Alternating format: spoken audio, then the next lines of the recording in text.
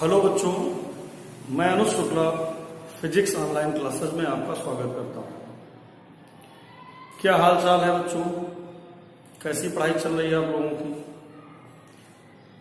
उम्मीद है सारे बच्चे रेगुलर वीडियोस स्टडी कर रहे होंगे। इस समय हम लोग पढ़ रहे हैं परमाणु की संरचना तथा स्पेक्ट्रमों की उत्पत्ति, जिसका आज बेटा लेक्चर नंबर 2 है। लास्ट वीडियो में मैंने आपको पढ़ाया था रदरफोर्ड के अल्फा कणों का प्रकीर्णन प्रयोग। राइट, रदरफोर्ड ने अल्फा कणों के प्रकीर्णन प्रयोग में कई निष्कर्ष निकाले। आई होप 5 निष्कर्ष उन्होंने निकाले थे। उन 5 निष्कर्षों में से एक निष्कर्ष ये भी था कि जो परमाणु का केंद्रीय भाग होता है वो धनावेशित होता है, जिसे हम नाभिक कहते हैं, न्यूक्लियस कहते हैं। बेटा इन्होंने उस नाभिक के आकार का आकलन किया, नाभिक के साइज का आकलन किया। राइट, तो आज हम लोग जानेंगे कि किसी भी परमाणु के नाभिक के आकार का आकलन कैसे किया जाता है। How to determine the size of nucleus of an atom. किसी भी परमाणु के नाभिक का आकलन कैसे होता है। राइट, तो आज का बेटा मेरा टॉपिक है नाभिक के आकार का आकलन। नाभिक के आकार का आकलन। राइट, आज हम लोग नाभिक के आकार का आकलन करेंगे, यानी न्यूक्लियस के साइज का आकलन करेंगे। राइट, देखिए नाभिक का साइज कैसे डिटरमाइन किया जाएगा।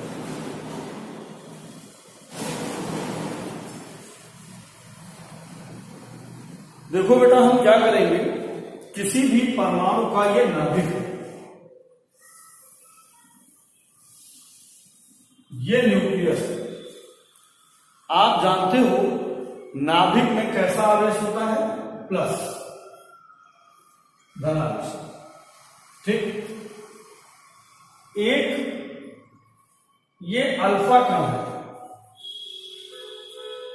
Alpha particle.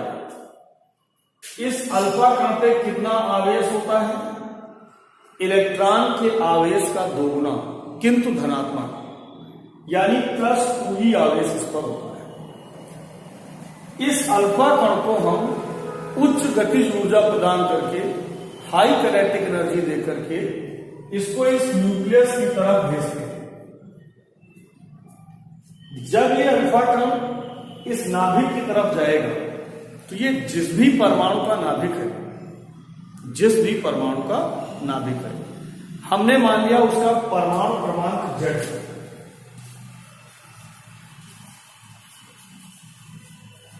उसका परमाणु क्रमांक हमने मान लिया कैपिटल Z।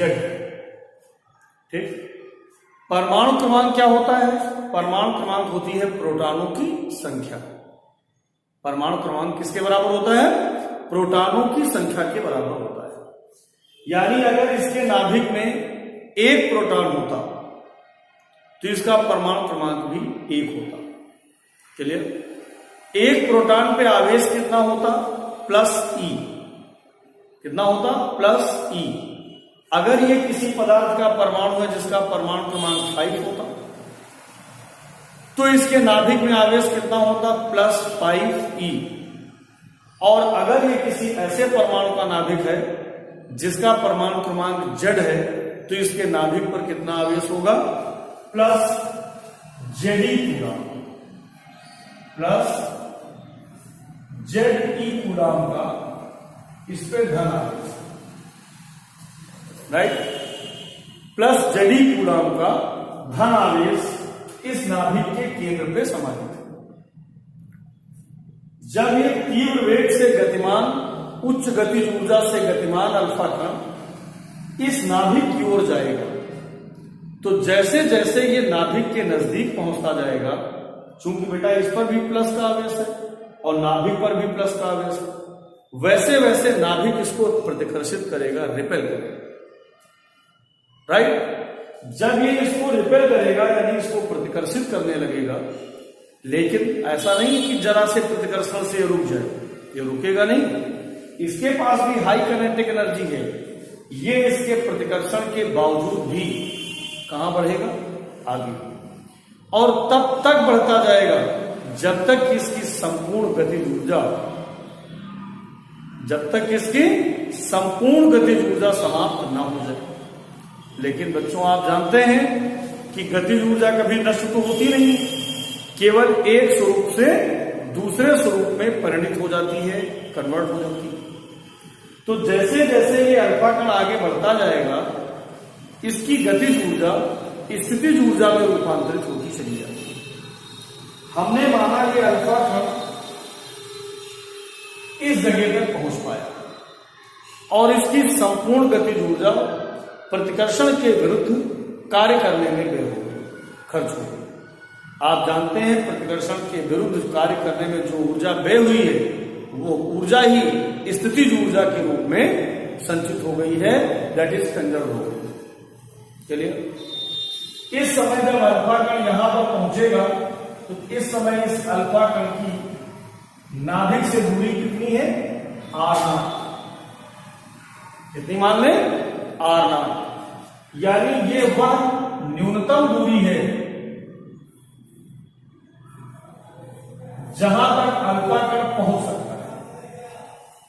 तो कोई भी अल्फा पार्टिकल किसी परमाणु के नाभिक के जितना समीप पहुंच सकता है, राइट, वो डिस्टेंस ही कहलाती है उसकी त्रिज्या, नाभिक की रेडियस, न्यूक्लियस की रेडियस कहलाती है।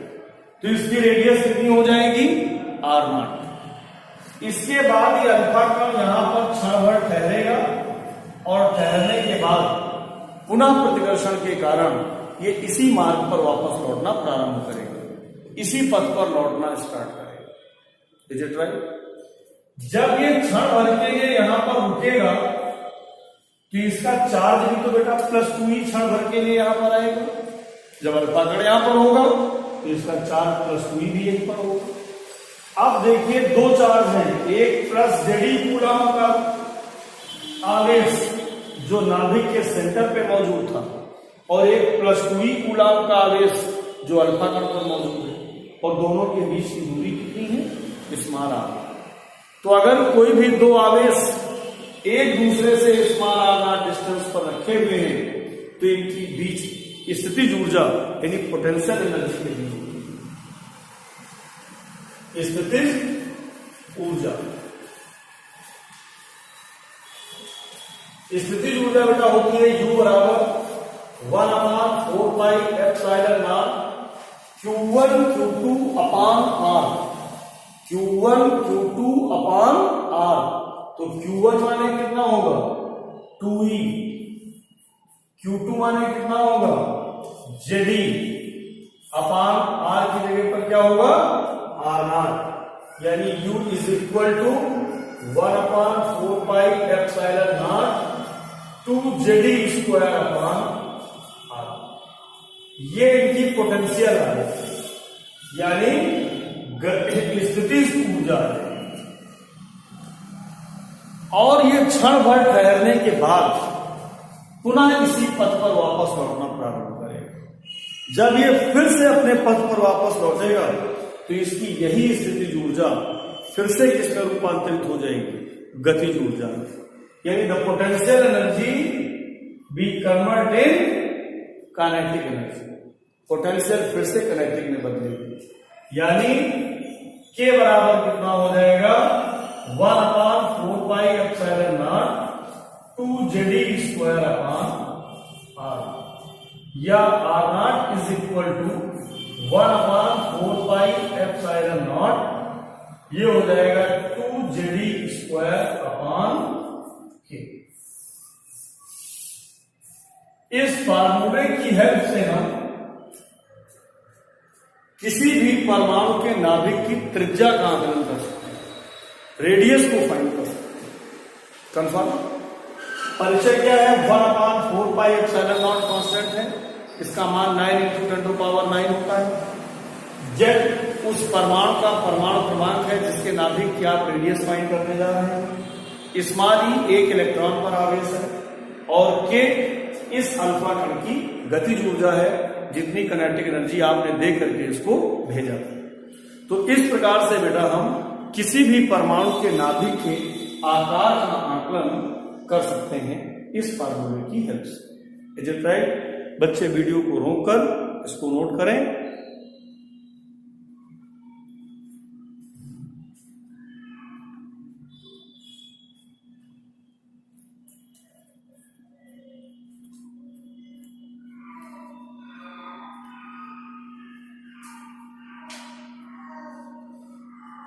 नोट हो गया बेटा सबका?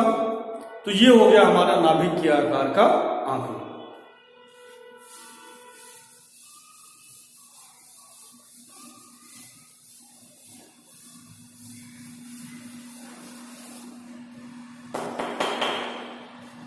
अब इसके बाद जब ये सारी चीजें रदरफोर्ड ने बता दी तो फिर रदरफोर्ड ने अपना भी एक परमाणु का मॉडल प्रस्तुत किया। जब रदरफोर्ड ने अल्फा कणों के प्रकीर्णन प्रयोग को कर लिया, उससे निष्कर्ष निकाल लिए, नाभिक के आकार का आकलन कर लिया, अब इसके बाद रदरफोर्ड ने एक अपना मॉडल दिया जिसको हम लोग कहते हैं रदरफोर्ड का परमाणु मॉडल। ठीक है? तो अब हम लोग जानेंगे रदरफोर्ड का परमाणु मॉडल।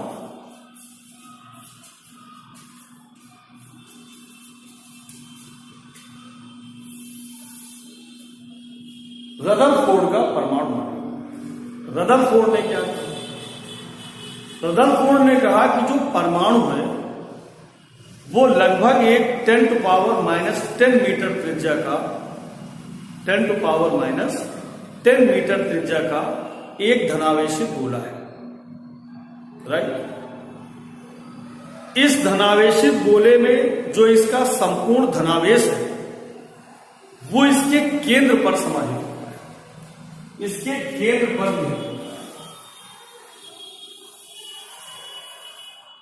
इस प्रकार से ये एक धनावेशित गोला है और इसका संपूर्ण धनावेश इसके केंद्र पर नहीं होता है, जिसको हम लोग नाभिक कहते हैं।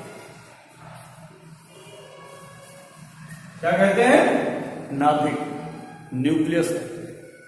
कंफर्म? इन्होंने कहा कि इस नाभिक के चारों ओर जो इलेक्ट्रॉन होते हैं वे स्थिर नहीं होते हैं, रुके हुए नहीं होते हैं, जैसी कल्पना जे टॉमसन ने की थी, ऐसा नहीं होता है। इन्होंने कहा कि ये इलेक्ट्रॉन नाभिक के चारों ओर वृत्ताकार पथ पर चक्कर लगाते हैं, सर्कुलर ऑर्बिट में घूमते रहते हैं। ये इलेक्ट्रॉन है, ये इलेक्ट्रॉन इस नाभिक के चारों ओर सर्कुलर ऑर्बिट में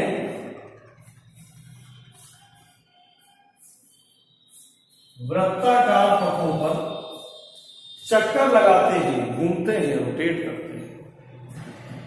अगर ये वृत्तीय पथ पर घूमेंगे तो आप जानते हैं वृत्ताकार पथ पर घूमने के लिए किस बल की आवश्यकता होती है?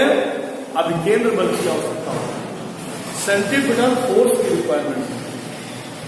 ये सेंट्रीपिटल फोर्स इस नाभिक और इलेक्ट्रॉन के बीच लगने वाले आकर्षण बल से प्राप्त होता है।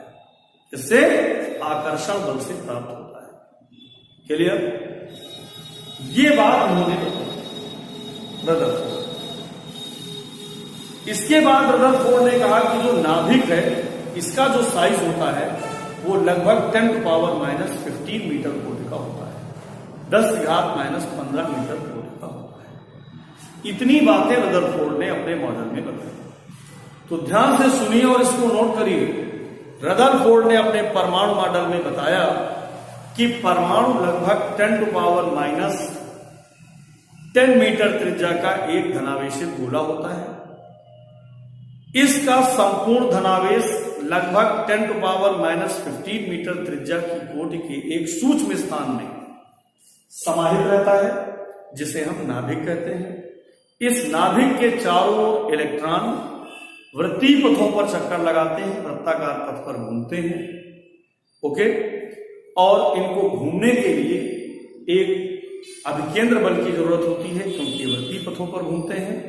वह अभिकेंद्र बल इनको नाभिक और इलेक्ट्रॉन के बीच लगने वाले आकर्षण बल से प्राप्त होता है। इतनी बात रदरफोर्ड ने अपने परमाणु मॉडल में बताई। जब बेटा रदरफोर्ड ने अपने परमाणु मॉडल में ये बात बताई, तो रदरफोर्ड से भी ये बात कही गई कि क्या आप अपने इस परमाणु मॉडल के आधार पर परमाणुओं से प्राप्त स्पेक्ट्रम की व्याख्या कर सकते हैं? रदरफोर्ड ने कहा बिल्कुल कर सकते हैं। तो फिर रदरफोर्ड ने परमाणुओं से स्पेक्ट्रम कैसे प्राप्त होता है, इसकी भी एक्सप्लेनेशन, इसकी भी व्याख्या, राइट? वो व्याख्या क्या है, इसको हम लोग नेक्स्ट वीडियो में जानेंगे। वे कौन से ऐसे कारण हैं जो रदरफोर्ड नहीं बता पाए, किन कारणों से रदरफोर्ड का परमाणु मॉडल असफल हो गया, अमान्य घोषित कर दिया गया, इन सब चीजों की चर्चा हम लोग अपने नेक्स्ट वीडियो में करेंगे। तो उम्मीद है बेटा आज के दोनों टॉपिक हमारे सभी बच्चों को अच्छे से समझ में आए होंगे। सारे बच्चे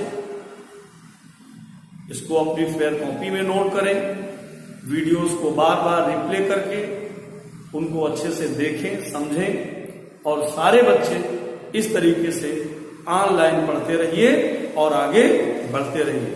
बहुत बहुत धन्यवाद। That's all for